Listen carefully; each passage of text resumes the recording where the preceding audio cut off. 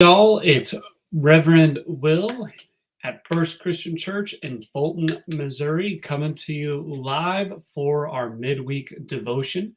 Each week we gather around this time, 11 o'clock on Wednesdays, to stop what we're doing, take a little break, and hear hopefully a word of grace in a otherwise very law-based world. This week, I'm going to talk a little bit about my history of exercise because I used to be a reluctant runner. About 7 years ago, I had a heart episode that sent me to my doctor, and he advised me I should change my exercise regimen from more weightlifting and stuff to focus more on endurance activities, running, biking, swimming, things like that, because it was supposed to help with my blood pressure and all around heart health.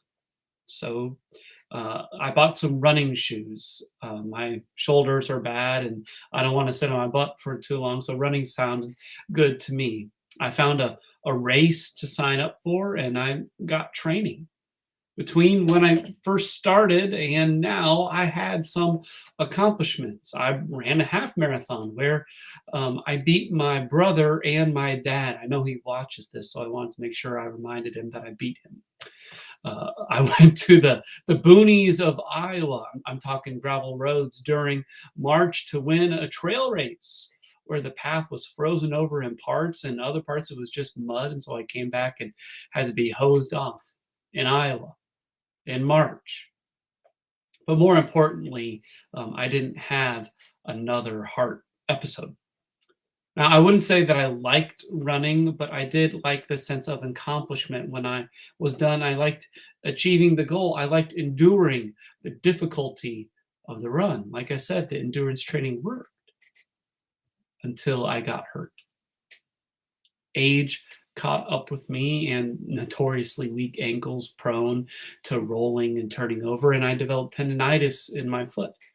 So I took a break from training for a week in the hopes that it would get better. But as soon as I stepped back out on the road, it was apparent that something was wrong. I felt like my foot was broken. It was tendonitis instead, but it got so bad I was prescribed to wear a walking boot. I had to stop running for a long time and also do physical therapy to get better. But if I'm going to be completely honest with you, my foot is pretty much healed, but I haven't run in over 6 months. I couldn't endure the injury. That's why I said he used to be a reluctant runner, because I'm not a runner anymore. But it's also why I resonated with Paul's prayer for the church in Colossae. He writes to the Colossians and tells them that he has been praying for them.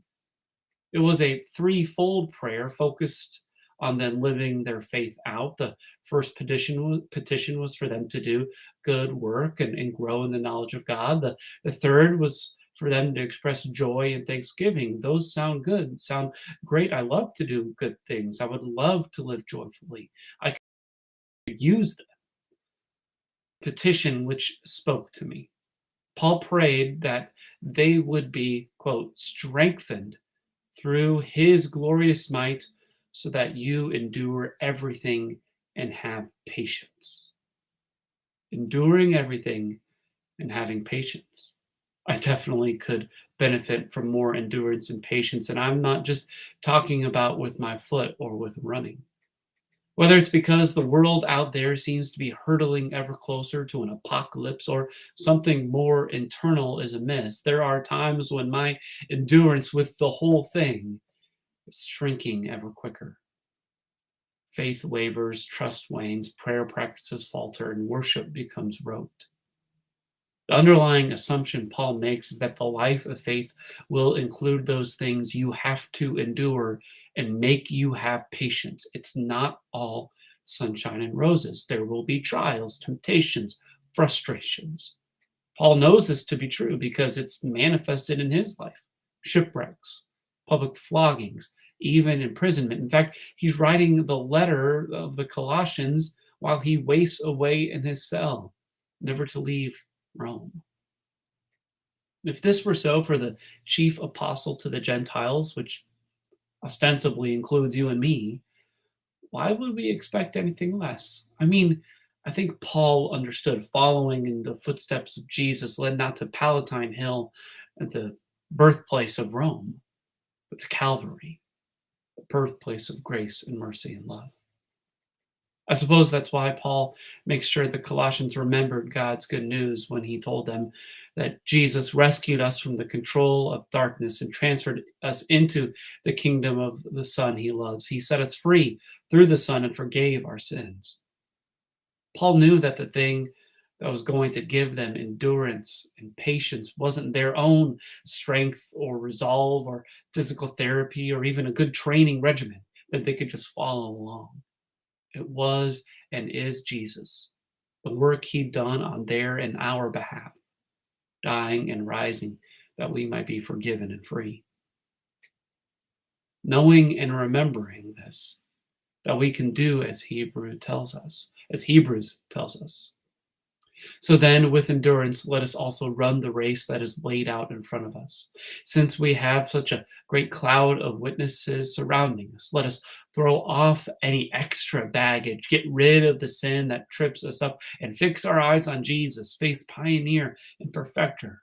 He endured the cross, ignoring the shame for the sake of the joy that was laid out in front of him, and sat down at the right side of God's throne. That's almost good enough to get me out of my slippers and into a pair of running shoes right now. Thanks for joining me this week for our devotion. I hope you heard a word of grace. If you like what you heard, please like and share it with someone who you think might need to hear it. You're more than welcome and invited even to join us for worship on Sunday morning. We gather together at 10:30 in person and online, so we hope to see you there. But if not, our benediction's the same as always. God be with you till we meet again.